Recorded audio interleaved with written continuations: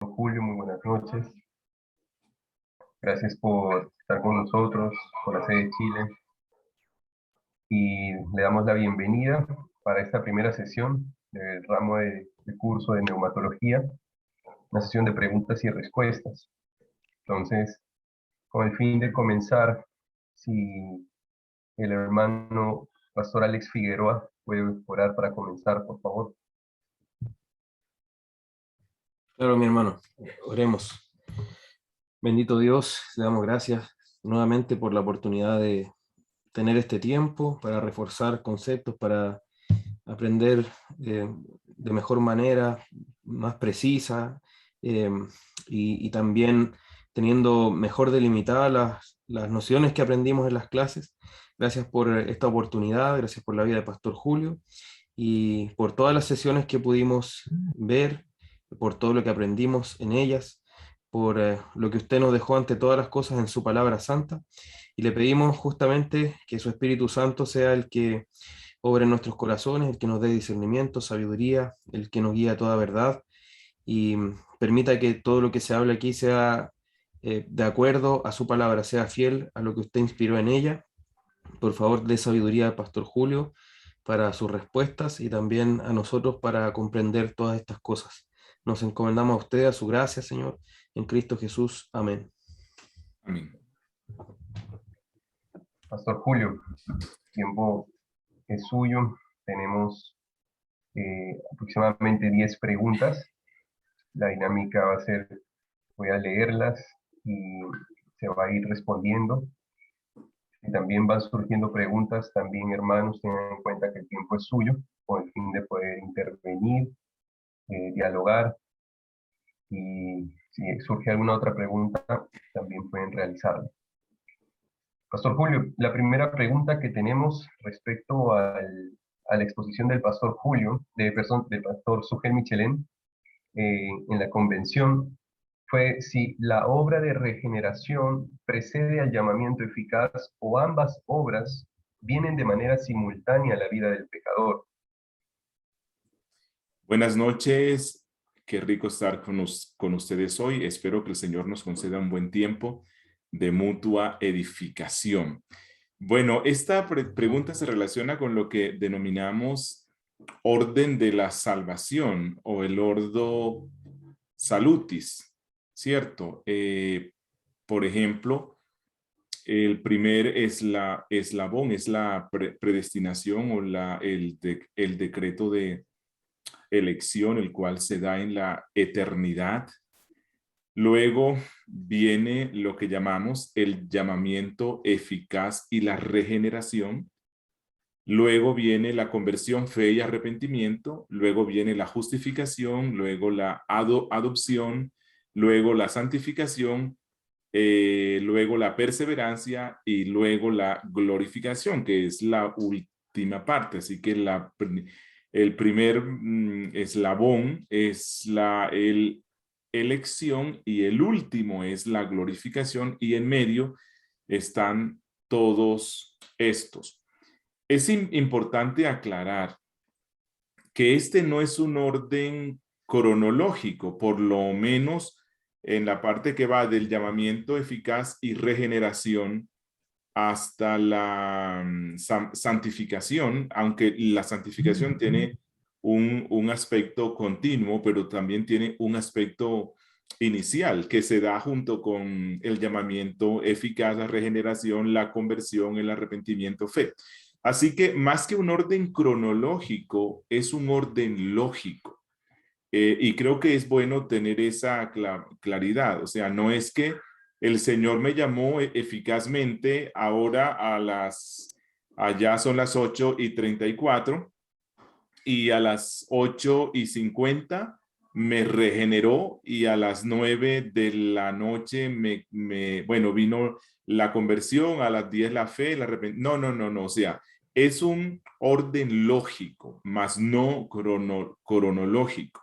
Así que en lo que tiene que ver con la pregunta que la persona hace sobre el llamamiento eficaz y la regeneración, las dos obras son concomitantes, o sea, se dan al mismo tiempo, por decirlo así, aunque hemos dicho que no es un orden cronológico, pero si pensáramos cronológicamente, las dos se dan simultáneamente. Pensemos en una ilustración que la Biblia nos presenta, como es el caso de la resurrección de Lázaro. Creo que la resurrección de Lázaro es un ejemplo didáctico de lo que pasa en la regeneración y el llamamiento eficaz. Si ustedes recuerdan, Lázaro tiene más de 4, bueno, ya tiene 4 días de muerto.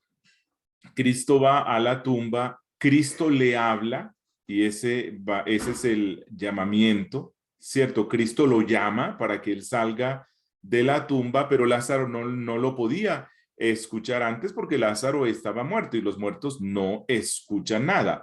Lázaro tipifica a la persona, al humano, al hombre, a la mujer, tal y como nace y como viene a la tierra en su condición de muerte espiritual. Así que el muerto espiritual, por mucho que le prediquemos el evangelio, no escucha.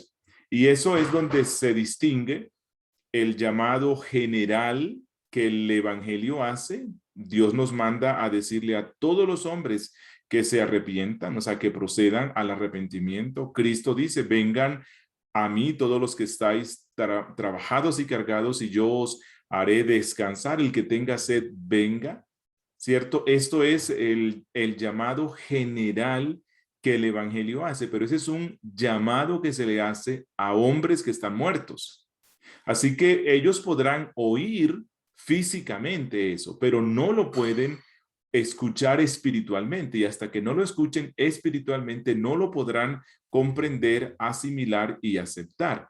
Así que el llamamiento general puede ser resistido, o sea, ese puede ser, la persona puede decir, no me interesa eso, no creo, no, yo creo que no existe ni la condenación ni la salvación, o no me importa si me condeno o no. Bueno, eso muestra que no ha comprendido ni entendido nada de ese llamamiento. Pero el llamamiento eficaz es cuando el Espíritu Santo, usando la predicación del Evangelio o la lectura de las Sagradas Escrituras, de una manera efectiva hace que el oído espiritual de la persona cobre vida, vuelva a la vida y que pueda escuchar a Cristo llamándolo. Bueno, eso fue lo que pasó con Lázaro. Cristo lo llama desde afuera, pero un segundito antes Lázaro no podía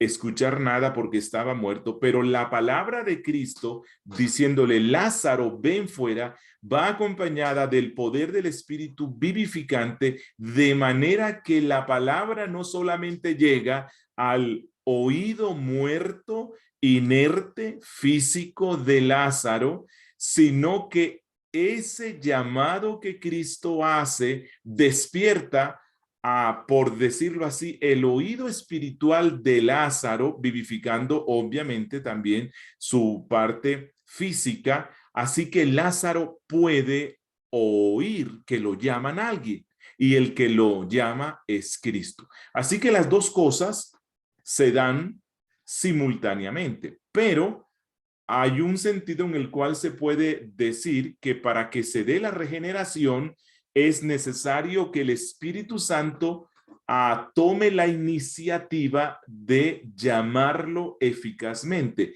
El llamado eficazmente es lo que lo regenera. ¿Por qué? Porque el llamado del Evangelio va acompañado del poder vivificante del Espíritu Santo. Esto también puede ser entendido con el Valle de los Huesos Secos. No sé si los recuerdan, ¿cierto? El profeta va, predica la palabra y en la medida que él va predicando, efectivamente, por el Espíritu Santo, los huesos se juntan y cobran vida. Bueno, eso es lo que pasa, lo que el Espíritu Santo realiza en la persona elegida por el Padre cuando llega el día de la conversión. Así que, lógicamente, el llamamiento eficaz viene antes, pero preferimos en ocasiones decir que van juntos, porque eso es algo que se da, aunque casi todo se da automáticamente, pero pensando en el aspecto lógico, prácticamente estas dos van juntas, van juntas. Ok, pastor. Muchas gracias. Espero que pueda haber respondido. Sí, efectivamente, una respuesta muy, muy clara en cuanto a esa pregunta. Hay una pregunta más de aquí y dice que la Biblia dice que el Espíritu Santo intercede por nosotros con gemidos indecibles, ¿no? Esto lo podemos encontrar en Romanos 8:26. Y la pregunta viene aquí, ¿no? ¿En qué forma esta intercesión convive con la intercesión de Cristo? ¿Es una forma de describir la intercesión única de Cristo o se trata de dos intercesiones o formas diferentes?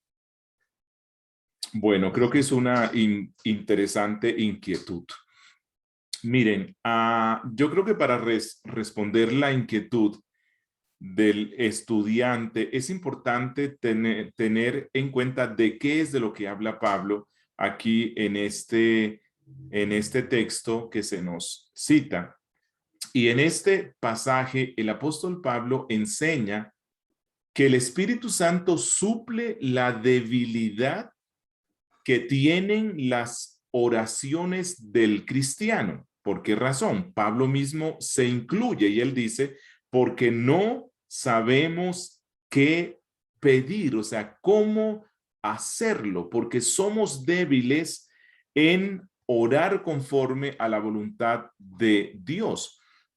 Y entonces, bueno, obviamente el cristiano va madurando, creciendo y cada vez sus oraciones son más bíblicas y ajustados a lo que el Espíritu Santo dice, pero miren que Pablo mismo se incluye y bueno, Pablo era un cristiano más maduro que todos los que nos encontramos aquí hoy y entonces lo que nos muestra es que en algunas ocasiones nosotros tenemos dificultades para orar conforme a la voluntad de Dios.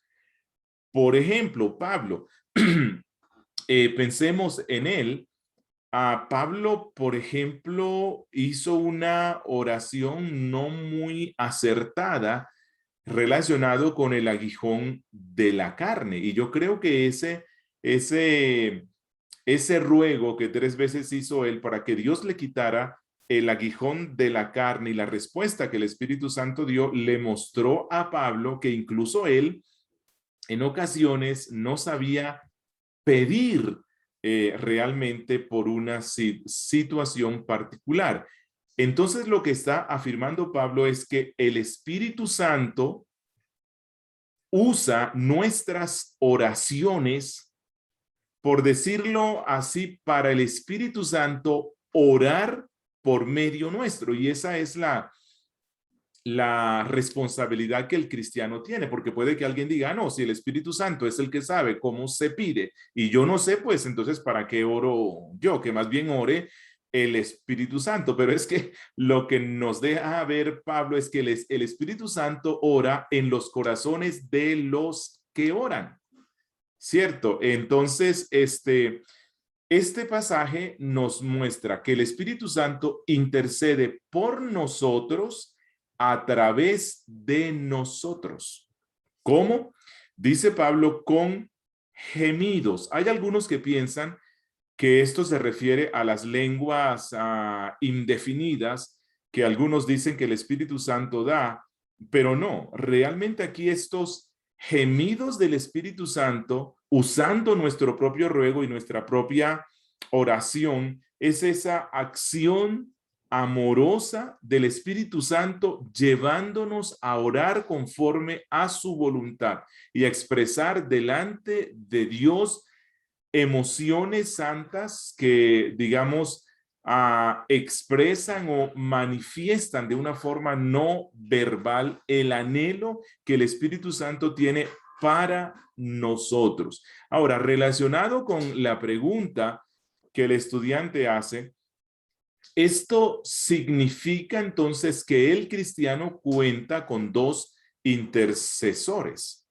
Cuenta con la intercesión de Cristo en los cielos, y la intercesión de Cristo es hecha fuera de nosotros. Es algo que Jesús hace ante el Padre por nosotros, a favor nuestro, pero no nos usa, por decirlo así, para esa intercesión. Es fuera de nosotros. Y contamos con la intercesión del Espíritu en la tierra, dentro de nosotros, usando nuestras oraciones. Pero siendo que la voluntad de Dios es una, y siendo que Cristo es Dios y el Espíritu Santo es Dios, entonces la intercesión de Cristo y la intercesión del Espíritu Santo se unen ante el Padre, garantizando que Dios nos dará lo que necesitamos para crecer a la imagen de Cristo. No sé si esto satisface pues la inquietud. Efectivamente sí, pastor.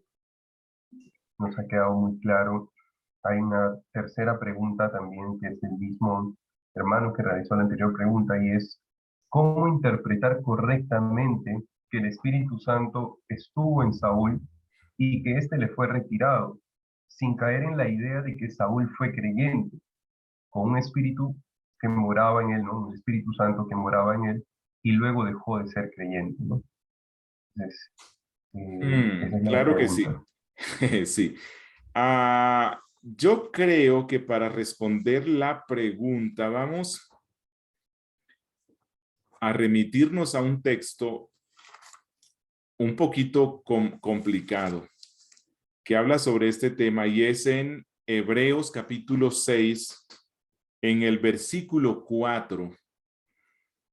El autor dice, porque es imposible que los que una vez fueron iluminados y gustaron del don celestial y fueron hechos partícipes del Espíritu Santo, y asimismo gustaron de la buena palabra de Dios y los poderes del siglo venidero y recayeron, sean otra vez renovados para arrepentimiento, crucificando de nuevo para sí mismos al Hijo de Dios y exponiéndole a vituperio. Bueno, hay unos hermanos en la fe que toman este texto para decir que es posible que un verdadero cristiano salvo caiga de su estado de gracia o que pierda la salvación.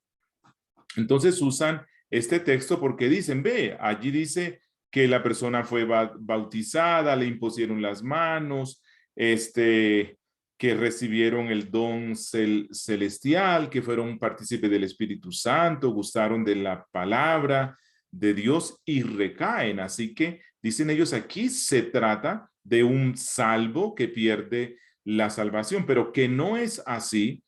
Se deja ver, por ejemplo, miren, en el versículo 7 dice, porque la tierra que bebe la lluvia, y aquí habla de los corazones de las personas, que muchas veces cae sobre ella y produce hierba provechosa a aquellos por los cuales es labrada, recibe la bendición de Dios. Así que esto tipifica el corazón del que ha sido llamado eficazmente por el Espíritu Santo, que ha sido regenerado. El Espíritu trae la palabra, que es la lluvia de la que habla aquí, y esa palabra brota y hay vida.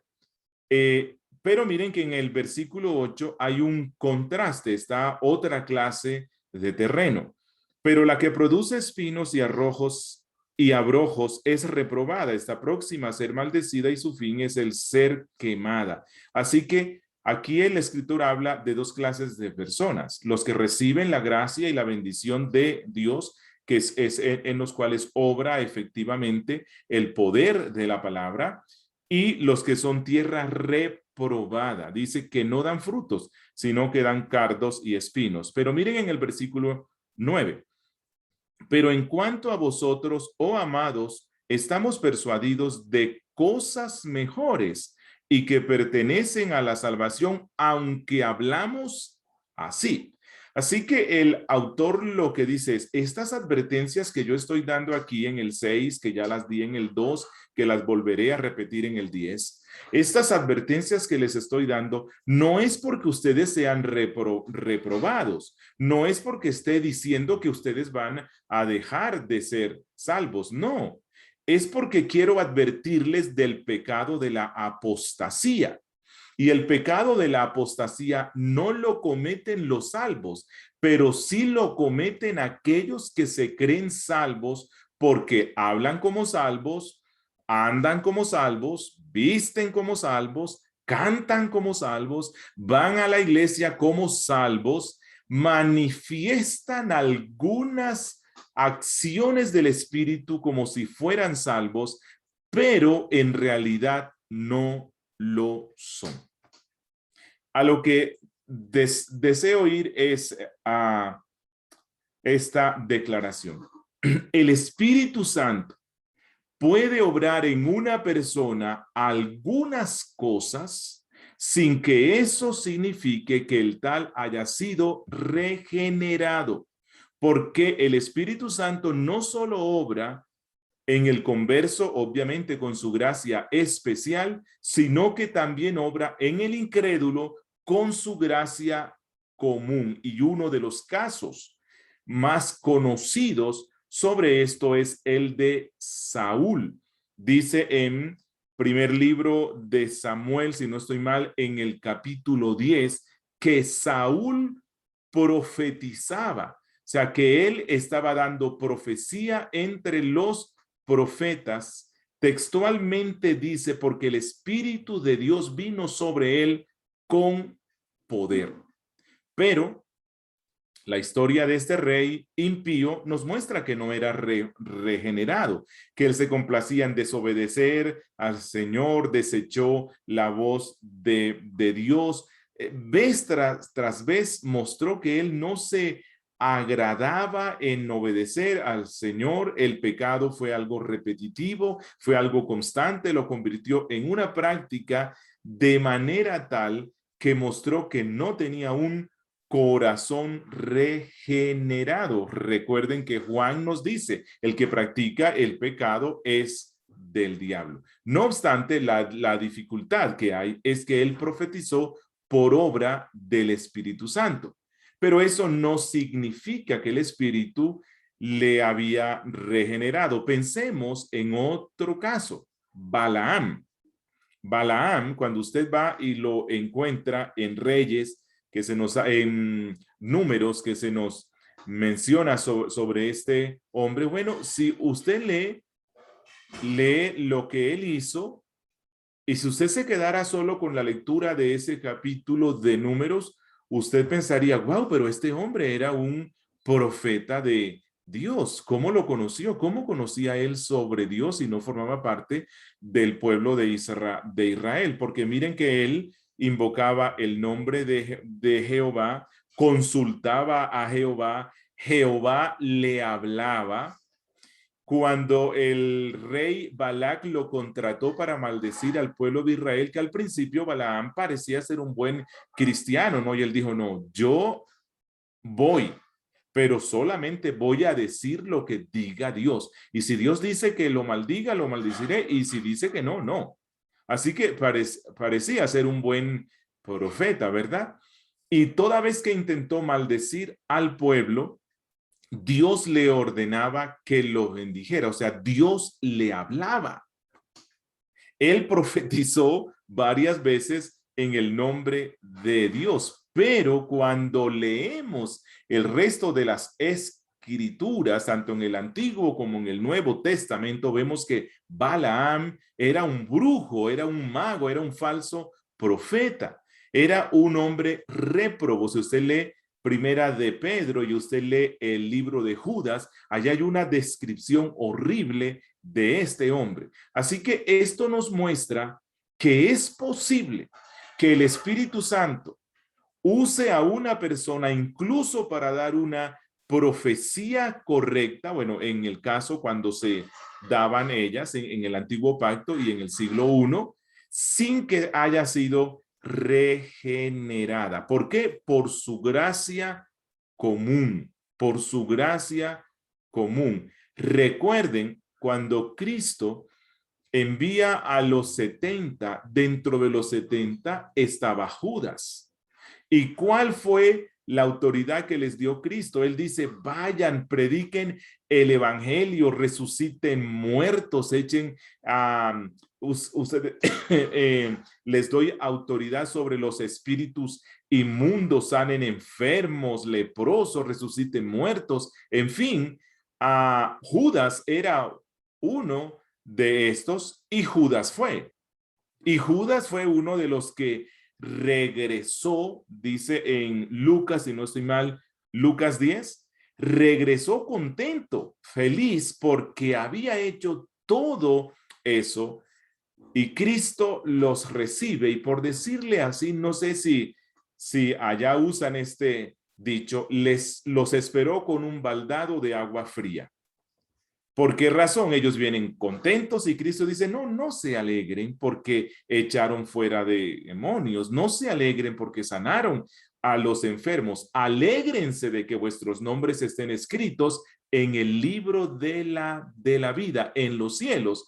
Y se refería particularmente a Judas. Así que Judas participó de esos poderes del Espíritu Santo que en ocasiones él los manifiesta incluso en los no regenerados, pero que eso no garantiza absolutamente nada. Pensemos en la profecía de Cristo cuando él dice que en aquel día muchos vendrán y le van a decir, Señor, Señor, en tu nombre profetizamos, en tu nombre echamos fuera demonios, en tu nombre hicimos milagros, pero al final Cristo les va a decir, nunca os conocí, apartaos de mí, hacedores de maldad. Es un misterio porque el Espíritu Santo hace esto, pero es algo muy claro en la Biblia.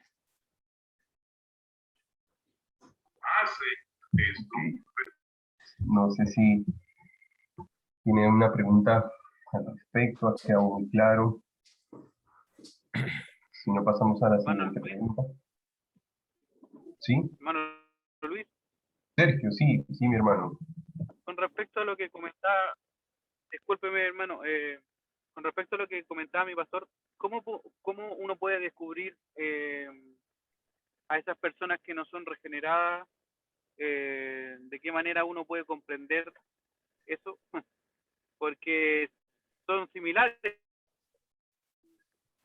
por las características que se mencionan, que mencionaba el pastor, son muy similares. ¿De qué manera uno puede identificar a esas personas? Sí, claro. Mira, al falso profeta, la Biblia dice que lo identificaban porque lo que anunciaba no se cumplía o lo que anunciaba no era conforme a las escrituras. Pero en este caso, no se trata de una falsa profecía, no se trata de una, digamos, falsa expresión o manifestación de lo que el Espíritu Santo quiere hacer. Cristo dijo, por sus frutos los conoceréis. Solo que esos frutos en ocasiones no se dejan ver sino hasta cuando la persona muere, hasta cuando ya se ha ido, o no se dejan ver sino después de mucho tiempo. Pensemos en Judas. Judas era un falso creyente que hablaba como creyente, vestía como creyente, cantaba como creyente, escuchaba la predicación de Cristo solemnemente, era el tesorero de la iglesia de Cristo. O sea, él hacía todo, iba y los enfermos se sanaban. Entonces, los discípulos no lo identifican como un falso creyente, sino prácticamente hasta el día de su muerte. Así que en ocasiones no los vamos a identificar aquí en vida. En ocasiones los vamos a identificar, pero pasará tiempo, pasará mucho tiempo. Así que ellos se logran camuflar bien, pero yo sí estoy convencido que sus frutos, o sea, hay unos frutos que aunque sean falsificados con el tiempo, los que tengan el Espíritu Santo les haya dado esa capacidad de discernir aún más conforme a la palabra, van a empezar a sospechar. A lo mejor no van a llegar a decir, creo que este es un falso creyente, porque uno tiene que ser cuidadoso al respecto, pero el único principio que yo veo en las Escrituras es por sus frutos. Pero vuelvo a insistir, los apóstoles, que son los pastores universales de la iglesia de Cristo, no lograron identificarlo fácilmente. Miren que en la noche de la traición de Judas sobre el Señor, Cristo dijo, uno de los que está aquí, el que mete su mano conmigo en el plato. O sea, prácticamente lo que faltó fue que Cristo les dijera, oigan, es él, es Judas. Pero ellos no, o sea, nunca pensaron que fuera él. Antes empezaron a cuestionarse a sí mismos. Así que no es fácil identificarlos. Pero Dios en su tiempo mostrará quiénes son. Hermano Gracias, Felipe. pastor. Hermano Felipe. Muchas gracias. Pastor Julio Benítez, respecto a que los discípulos no se dieron cuenta, digamos, para poder discernir acerca de Judas en la noche que compartieron con el Señor, ¿eso podría responder a que el Espíritu Santo no había sido derramado? Porque en Hechos capítulo 5 Pedro discierne lo que pasa con Ananías y Zafira en ese momento. Entonces, ¿hay alguna relación en cuanto al Espíritu de Dios antes de que haya sido derramado y después para poder discernir quiénes eran y no eran?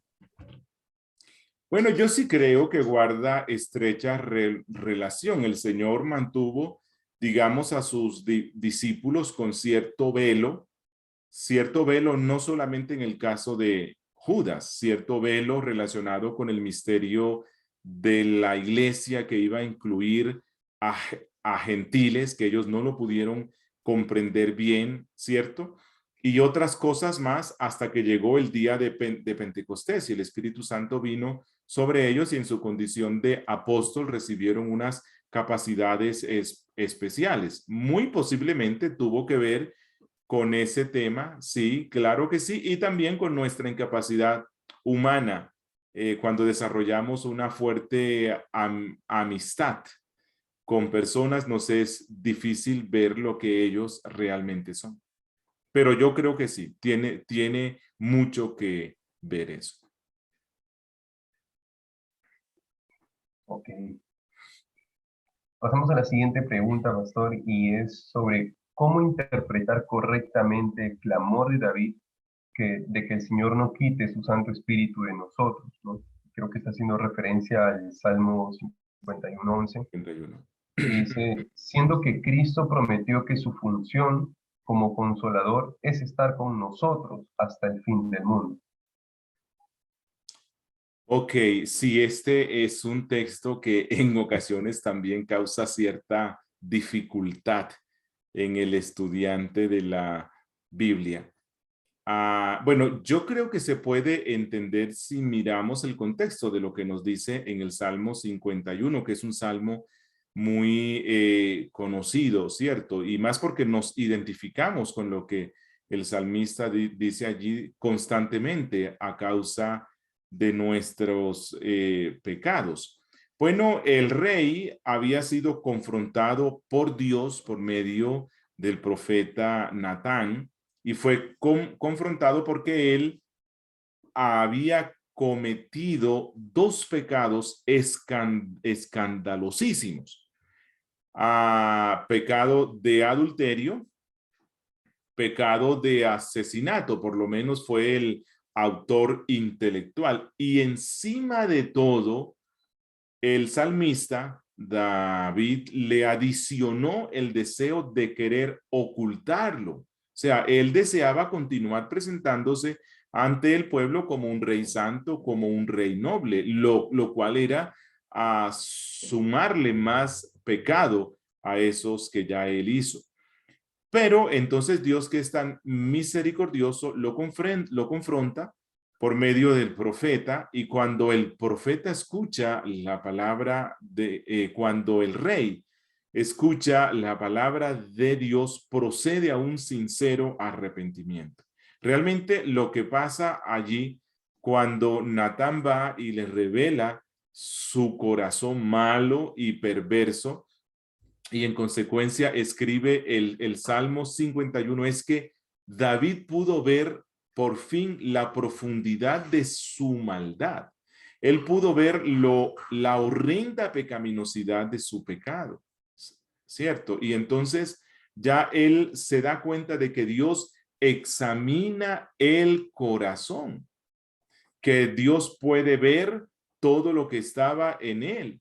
Y entonces David experimenta la suciedad terrible de su mal y él clama a Dios para que no lo destruya. Él teme que Dios lo destruya. Así que él pide en el Salmo 51 que Dios tenga misericordia de él. O sea, ya que Dios le mandó al profeta y lo confrontó, él usa eso como una muestra de la misericordia del Señor, pero cae en una profunda desesperación, en una profunda ansiedad espiritual, resultado del pecado. Él dice que sus huesos se habían secado, ya no experimentaba la paz, la comunión con Dios se había roto. Realmente su alma estaba seca. Y él teme, en el fondo, de que Dios haga con él lo mismo que hizo con Saúl,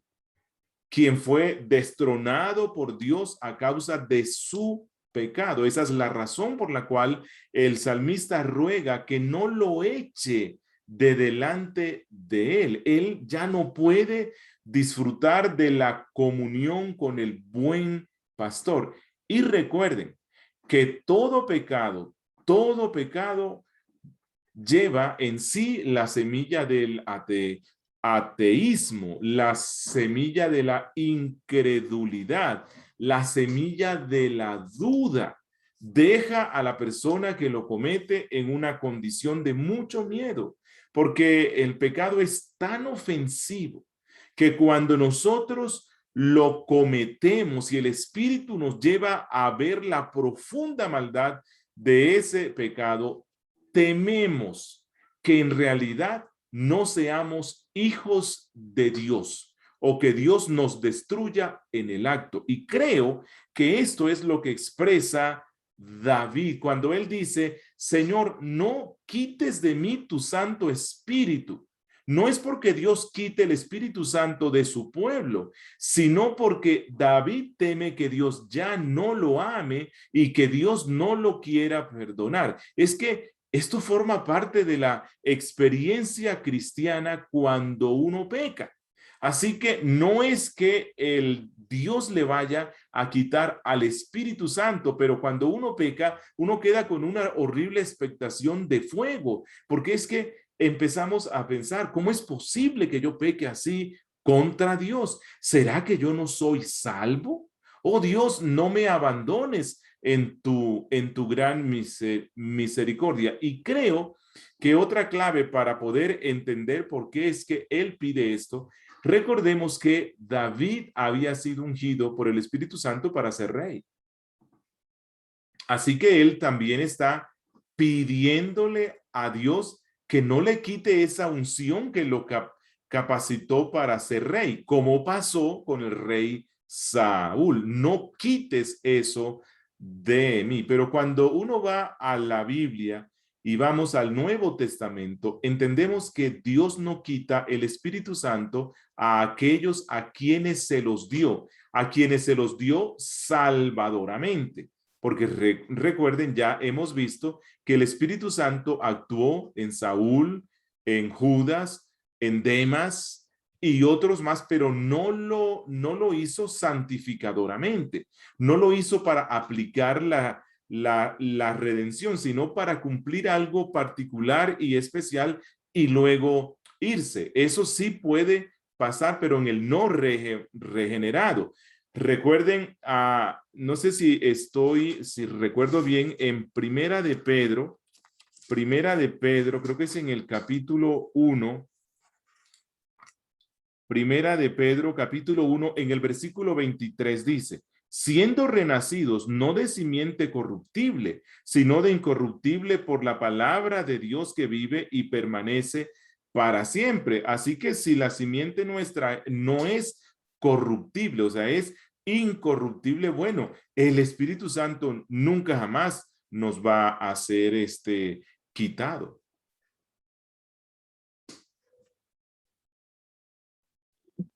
Ok, pastor. Nos trae una siguiente pregunta, algo relacionada, y es, ¿en qué se diferencia un creyente del Antiguo Testamento de un creyente del Nuevo Testamento? Y en especial, a obtener los beneficios del ministerio del Espíritu Santo. ¿Había alguna diferencia en el obrar del Espíritu Santo en los creyentes del Antiguo, del Nuevo Testamento? ¿Siempre fue el mismo? ¿Cuál sería nuestro correcto entendimiento sobre eso? Ok, la enseñanza bíblica es clara y ella nos muestra al Espíritu Santo obrando en el pueblo de Dios desde el Antiguo Testamento. En el Antiguo Testamento, todos los que fueron salvos es porque fueron regenerados por el Espíritu Santo, si no, no tenían forma de ser salvos. Si el Espíritu Santo no los regenera, ellos continúan en su estado de muerte e incredulidad. El Espíritu Santo fue quien los llamó, los convirtió, los santificó, los dotó con sus dones, capacitó a sus siervos. El Espíritu Santo en el Antiguo Testamento ungió a los reyes, sacerdotes, profetas. Realmente nadie ha sido salvo en este mundo desde Génesis sin la obra transformadora del Espíritu Santo. El Antiguo Testamento nos muestra que el Espíritu Santo ha estado actuando incluso desde la creación. Dice, el Espíritu de Dios se movía sobre la faz de las aguas.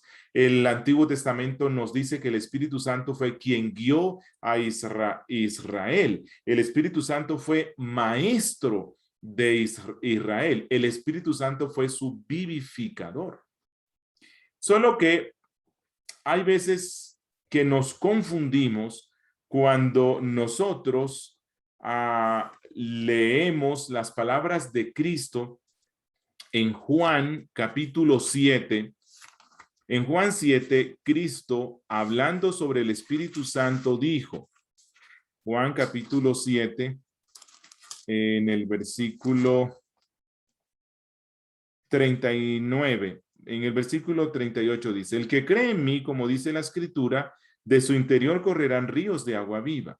Y esto dijo del Espíritu que habían de recibir los creyentes en él, pues aún no había venido el Espíritu Santo porque Jesús no había sido aún glorificado. ¿A qué se refiere aquí cuando dice Juan que esto dijo del Espíritu Santo que vendría porque aún no había venido? Bueno, no puede significar que el Espíritu Santo no estaba en la tierra. No puede significar eso porque es que usted lo encuentra en el Antiguo Testamento desde Génesis. El Espíritu Santo es el que unge, es el que guía, él es el que convierte, ¿verdad? Pero ahora, ¿en qué sentido el Espíritu Santo no había venido? Bueno, en el sentido de una venida pública, como pasó en el día de Pentecostés, en su calidad de vicario de Cristo, del Cristo que había ascendido a los cielos. El Espíritu Santo en Pentecostés vino de una forma especial y particular como no había venido antes, no significando que no estaba antes, sino que en esa condición en la cual vino en Pentecostés no lo había hecho antes, que él nunca, bueno, él vino en el día de Pentecostés con el fin de empoderar a todos los creyentes en la misión de llevar el evangelio de Cristo por todo el mundo. En realidad, el Espíritu Santo vino en Pentecostés de una forma que no había estado antes porque él vino como administrador del nuevo pacto. El Espíritu Santo vino públicamente a esta tierra a inaugurar y administrar el nuevo pacto. Y recuerden, el descenso del Espíritu Santo de esa forma en el día de Pentecostés es lo segundo en importancia luego de la encarnación de Cristo. Cristo se encarna, pero no significa eso que Cristo no había estado antes aquí. Claro que sí. Jesús, o más bien el Hijo de Dios, había estado antes de la encarnación. Dice Juan que por medio de él fueron hechas todas las cosas. Él es el verbo, la palabra de Dios. Así que todo fue hecho por medio de él. Él era el ángel de Jehová que se aparecía constantemente. Cristo, el Hijo de Dios, había estado antes, pero no había estado como el Cristo, el ungido, el Mesías, el hombre Dios que vino a liquidar la vieja economía, la economía mosaica, y a establecer las bases de una nueva economía. Lo mismo pasa con el Espíritu Santo. Él estaba aquí, pero en el día de Pentecostés vino en una forma especial como administrador del nuevo pacto, de ese pacto que Cristo mismo vino a establecer. Así que espero que esta explicación nos lleve a entender, pero vuelvo a insistir, nadie ha sido salvo si no es por la obra regeneradora del Espíritu Santo, tanto en el antiguo como en el nuevo pacto. Así es, pastor. No sé si alguien tiene alguna pregunta al respecto que surge. Si no la hay, Mano Galo, sí. Sí. En cuanto a la acción del Espíritu Santo en ese contexto de la salvación eficaz, sabemos que una persona que no es regenerada no puede tener el Espíritu Santo, ¿verdad? ¿Puede una persona elegida por Dios rechazar a Dios? El Espíritu Santo le ilumine y puede esa persona decirle no a Dios. Una persona elegida en el decreto eterno de predestinación podrá rechazar muchas veces a Dios hasta que llegue el día en el cual el Espíritu lo llame eficazmente. Pensemos en Pablo, Saulo. Él estaba en la predicación de Esteban. Esteban llamó a las personas al arrepentimiento, pero Saulo no procedió al arrepentimiento. Rechazó la predicación del evangelio de Esteban. ¿Significa entonces que Saulo formaba parte de los réprobos? No, él formaba parte de los elegidos por el Padre para salvación, pero aún no había llegado el momento, aún el Espíritu Santo no lo había llamado eficazmente. Así que un elegido puede rechazar varias veces el llamado general del evangelio, pero cuando llegó el día determinado por Dios y el Espíritu de Dios llamó eficazmente a Saulo, Saulo no pudo decir que no. Es imposible que el Espíritu Santo llame eficazmente a un elegido y que el elegido diga que no. ¿Por qué? Porque con él sucede lo que pasó con Lázaro. Lázaro está en la tumba. En una tumba fría, oscura, lóbrega. A lo mejor tenían allí otros huesos. En ese tiempo se acostumbraba, las tumbas eran cuevas y en las cuevas se sepultaban a todas las familias. Así que tenían como unos pequeños compartimentos dentro de la misma cueva. Así que Lázaro, cuando estaba muerto, él estaba confortable allí en medio de los huesos muertos, porque él mismo estaba muerto.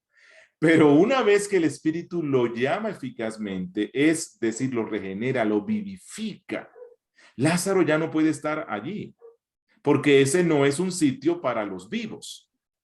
Así que es imposible que el Espíritu Santo vivifique o llame eficazmente a una persona que estaba muerta y que la persona se despierte a la nueva realidad y que pueda ver el pecado como realmente es y que pueda ver la hermosura de Cristo, la hermosura de la cruz que le limpia todo ese pecado y esos gusanos pútridos que le han acompañado, pero que él no le parecía normal porque él estaba muerto, pero ya está vivo. Y lo primero que él quiere es desprenderse de todo eso que significa muerte y putrefacción. Así que cuando el Espíritu le regenera o le llama eficazmente, le muestra la hermosura de la cruz y cómo esa sangre que se derrama allí, o sea, la muerte de Cristo lo limpia. Así que lo único que él querrá hacer es ir allá.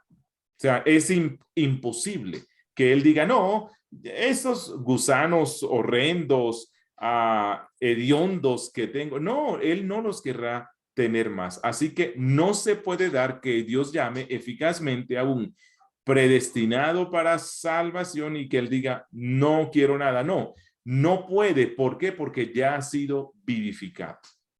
No sé si me doy a entender. Claro, sí, entendí. Yo más o menos lo expliqué así como usted lo está explicando, pero me cayeron a piedra igual. Ándale. Entonces, tenía como, ¿cómo se dice? Me amplió lo que ya he venido estudiando. Y entonces, bueno, seguiremos recibiendo piedra. Pastor Esteban, creo que tenías una pregunta. Sí. Hola hermanos, pastor, nuevamente hola. Sobre lo mismo, en realidad, sobre la obra salvadora y la acción del Espíritu Santo, cuando decimos llamamiento, tal vez el problema es porque se entiende como que el Espíritu Santo está sugiriendo si uno quiere o no ser salvo. Y claro, uno ve algunos casos en donde esto podría verse así, por ejemplo, en el caso de Lidia, que ella estaba dispuesta en el contexto de Hechos 16, y el Señor, ¿cierto?, abre ahí al corazón de Lidia y ella escucha la palabra, pero en Pablo era todo lo contrario, Pablo iba a matar cristianos prácticamente, no se pudo resistir. Entonces ahí no hay, quizás la palabra llamamiento se malinterpreta como si el Espíritu Santo viniese a pedir permiso a ver si nos puede o no salvar. ¿Y qué tan cierto es, pastor? Porque yo he escuchado a otros pastores que presentan la salvación, citando a Pedro, de hecho, eso de nos rescató de nuestra vana manera de vivir, con la obra del Espíritu Santo como quien entra como un equipo SWAT a rescatarnos literalmente del mundo, de un peligro tal en el cual nosotros incluso podemos humanamente tratar de resistir, pero es imposible resistir porque Él nos quiere rescatar de esa condenación. Claro, es que ese es el propósito, ¿no? Sigue, hermano. Okay. La pregunta es esa, entiendo que no es necesario hacer una dicotomía ahí o una pelea entre estas dos formas. Cuando la persona está dispuesta, el Espíritu salva, y cuando la persona no está dispuesta, el Espíritu salva igual. Pero ¿será que el problema será que entendemos mal lo que es llamamiento, como si el Espíritu está sugiriendo salvarnos? Sí, lo que sucede es que hay algunos que usan mal ese texto de Apocalipsis 3, que es un texto escrito a una iglesia cristiana, o sea, Cristo le escribe a cristianos, ¿no? Y dice que Él está a la puerta y llama, ¿cierto? Y espera que ellos abran la puerta. Aquí se refiere a una condición espiritual débil de una congregación de salvos. Allí no se trata de la salvación. Yo creo que el mejor ejemplo es Lázaro. O sea, creo que allí encontramos ilustraciones claras. ¿Qué fue lo que hizo Cristo con Lázaro? ¿Será que Cristo llega a la tumba y medio toca? Porque están unos que dicen que Dios es un caballero, o sea, que Dios es un hombre pues que no va a violentar nada, ¿no? Y entonces como Dios no va a violentar nada, él llega a la puerta del inconverso, toca suavemente, gentilmente. Es como decir que Cristo se para frente a la tumba de Lázaro, medio toca allí y dice, Lázaro, pues no sé cómo te sientes allí en la tumba. Yo tengo el poder para resucitarte, pero pues yo no sé si tú querrás que te resucite, así que Lázaro, yo te sugiero que salgas. No, eso no fue lo que hizo Cristo. La Biblia dice que Cristo se para frente a la tumba y en alta voz dice, le ordena, es algo imperativo, es un mandato. Lázaro, sal fuera. Y a Lázaro no le queda ninguna opción. ¿Por qué? No porque Cristo lo obligue, sino porque en Lázaro se dio algo que es lo que se da en el elegido cuando se le llama eficazmente. Fue resucitado. O sea, el poder de la palabra de Cristo lo resucitó por el Espíritu Santo, obviamente. Así que él está resucitado ya. Él no se queda allí, no se quiere quedar allí. Así que hay un sentido en el cual el elegido, llamado eficaz por el Espíritu Santo, luego él mismo decide creer en Cristo. Pero decide creer en Cristo, ¿por qué? Decide creer en Cristo porque es que es lo que su espíritu vivificado desea. Su espíritu muerto no lo deseaba, pero su espíritu vivificado desea eso, así como Lázaro deseaba salir de la tumba y correr a los brazos de Cristo. Así que si primero no se da eso, nadie podrá creer. Así que, y también creo, como dices, el caso de Pablo, Saulo, o sea, Saulo no estaba en un culto. Saulo no fue a una campaña de evangelismo. Todo lo contrario, él deseaba acabar con el evangelio, acabar con lo que estaban predicando, pero llegó el día en el cual Dios dice, hoy es el día en el cual te convertirás en mi siervo, y Dios lo llama, lo convierte y se convierte inmediatamente en su siervo. Entonces sí, creo que hay mucha confusión al respecto, pero yo espero que estos espacios y recordar todos estos textos nos permitan tener el conocimiento certero de la doctrina bíblica. Pastor, lo último, solo para complementar y quizás también me sirve, sí, lo puedo concluir así. El Espíritu entonces llama eficazmente, pero produce también deseos o afectos por Cristo. ¿Por qué? Porque ningún cristiano que va al Señor va a regañadientes. Nadie. Se humilla gustosamente ante el Señor. Entonces el Espíritu además, como usted delante decía, no cronológicamente, pero sí en esa obra, pone esos afectos especiales para que deseamos a Cristo. Así es. Alguien usó una vez una analogía, no sé si fue Arcis Prol, no estoy seguro. Decía él que cuando somos convertidos, somos cambiados de cerdos a gatos. Yo cuando lo escuché dije, ¿a qué? ¿A gatos? No, eso no es lo que dice la Biblia. Pero bueno, él lo deseaba ejemplificar en que antes de la conversión, nuestro corazón, nuestra vida, nos identificábamos con la naturaleza del cerdo, ¿verdad?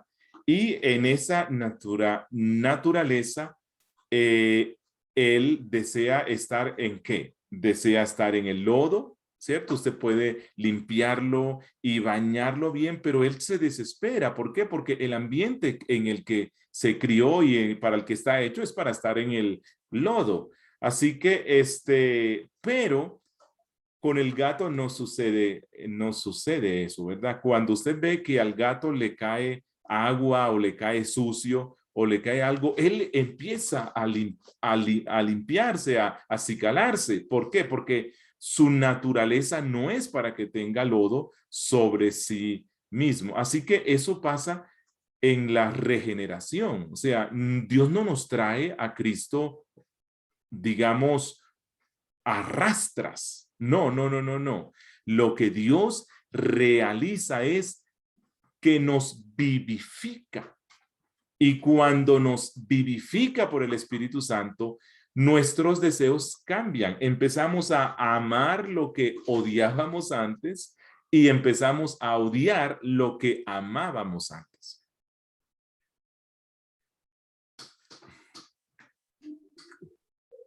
Sí, mano Felipe, levantaste la mano, luego el hermano Sí. Cristian.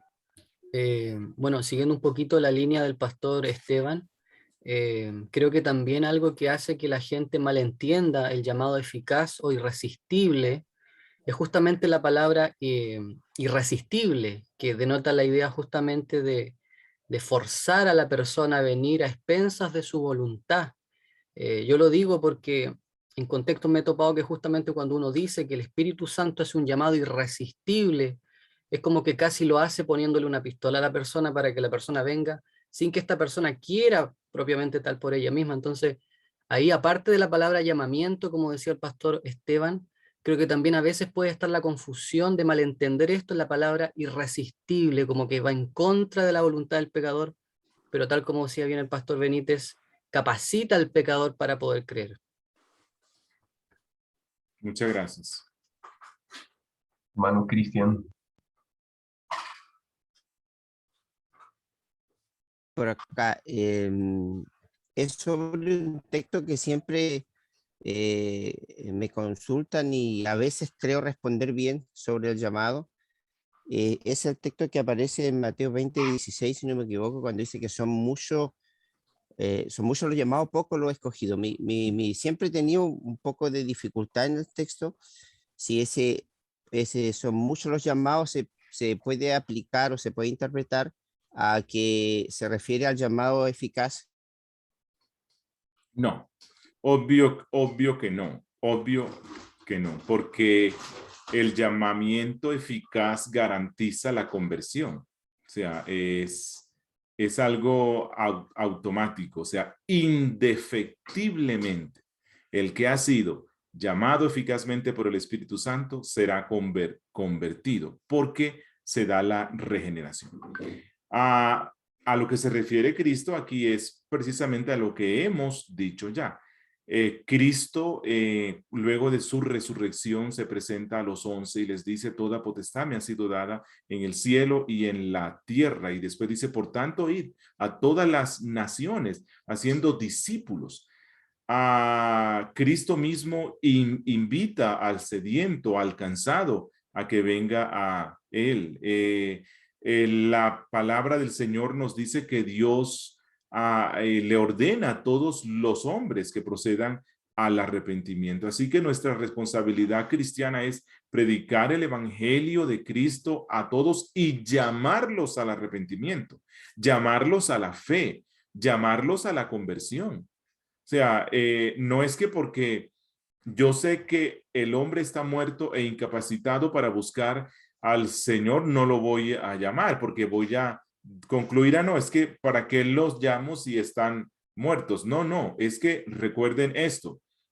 Dios le sigue exigiendo al hombre tal cual como lo creó. Y Dios creó al hombre con libre albedrío. Lo perdió luego, sí, pero Dios le sigue exigiendo que responda al llamado de él como si tuviera el libre albedrío. ¿Por qué? Porque Dios lo creó como un ser bueno.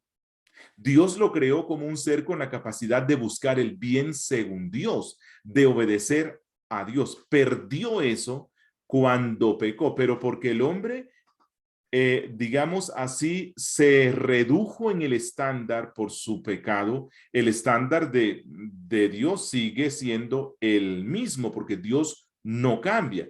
Así que el llamado evangélico es para todos los hombres. Y siempre que predicamos, tenemos que llamar a los hombres a que vengan al arrepentimiento, no a repetir una oración como se practica hoy, no. sino que los llamamos a que vengan a Cristo, a que vengan al arrepentimiento. Así que eso es a lo que se refiere aquí el Señor. Muchos son llamados por el Evangelio, pero ese es el llamamiento general.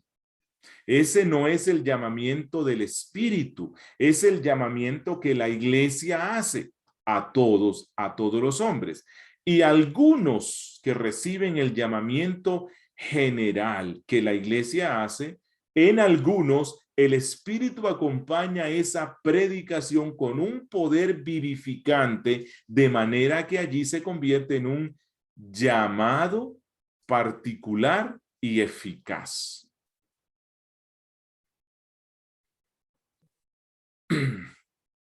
Gracias, pastor.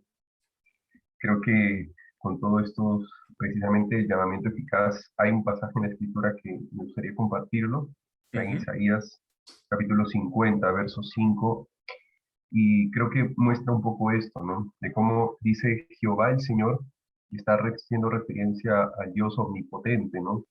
Dios de Israel, Dios todopoderoso, fuerte, que se presentó en el monte de una manera gloriosa, me abrió el oído y no fui rebelde ni me volví atrás, ¿no? Y creo que eso es muy claro, ¿no? Para nosotros de cómo el Señor llama eficazmente, pero cómo estamos tan prestos a hacerlo que no somos rebeldes a eso, ni nos volvemos atrás, ¿no? Así es. Ya ha pasado una hora, pastor, desde que comenzamos. No sé si tienen un poco, podemos extendernos una media hora más. Hay todavía 5 preguntas más. Si de pronto se va a seguir respondiéndolas, pues las pasamos para la siguiente sesión. Por mí no hay inconveniente, pero no sé por los hermanos, porque aquí en Colombia son las 7:36, pero allá tengo entendido que ya es más tarde, ¿no? No sé si desean seguir media hora más o pasamos para la siguiente sesión, el día 19, mejor, y tendríamos otras preguntas más, ¿no? Pastor, entonces, siendo así, para que los hermanos también no sea fuerte el golpe del horario, muchas gracias por su tiempo. No, ha sido con placer. Muchísimas gracias. Espero que las respuestas hayan sido claras. Cualquier cosa, pues pueden volver a escribir si surgieron otras a partir de las respuestas, y vamos a esforzarnos por la gracia y la iluminación del Espíritu Santo para encontrar la respuesta bíblica. Gracias. Muchas gracias, pastor. Muchas gracias, pastor, por su tiempo. Entonces, cerramos en oración. Hermano Víctor, si puedes orar, por favor. Amén. Amén. Amado Señor, te damos gracias, Señor, por este maravilloso tiempo que hemos tenido para poder nuevamente apreciar tu palabra, este gran tesoro, Señor, que tenemos delante de nosotros, Señor, ahí disponible, y que tú has inspirado por tu Espíritu Santo. Gracias, Señor, por ese ministerio, Señor, de tu Espíritu. Gracias te damos, Señor, por darnos estos verdaderos regalos, Señor, a tu iglesia, entre ellos nuestro pastor Julio Benítez, quien ha tenido el tiempo, Señor, la disposición de regalarnos también de su sabiduría. Te damos gracias, Señor, porque le has dotado, Señor, de todo este conocimiento de tu palabra, y que Él ha abierto a nosotros de manera gratuita, Señor, de forma libre, Señor, para que nosotros también podamos seguir aprendiendo. Gracias, Señor, te damos por su vida. Te rogamos también que tú bendigas su familia, su ministerio, Señor, y te rogamos que nosotros que estamos estudiando seamos fortalecidos también, que continuemos perseverando también en este seminario, que lo hagamos porque tú eres digno, Señor, de que continuemos, Señor, cada día más esforzándonos en esto. Te lo rogamos, Señor, por misericordia, en el nombre de Cristo Jesús. Amén. Amén. Amén. Muchas gracias, pastor, nuevamente. Gracias, hermanos, también por estar. También a las personas que nos ven en Facebook, muchas gracias por estar con nosotros. Dios lo bendiga, pastor, que tenga una buena noche. Hermanos, ustedes también. Buenas noches, hermanos. Hermanos. Buenas Buenas noches, noches. Dios les bendiga. Dios los Gracias. bendiga. Buenas noches, hermanos. Buenas noches, Gracias, hermanos. Buenas pastor. Bendiciones. Gracias, pastor. Gracias, Pastor noches. Julio. Buenas Gracias, pastor noches. Julio. Muchas gracias. Hasta pronto. Hasta pronto.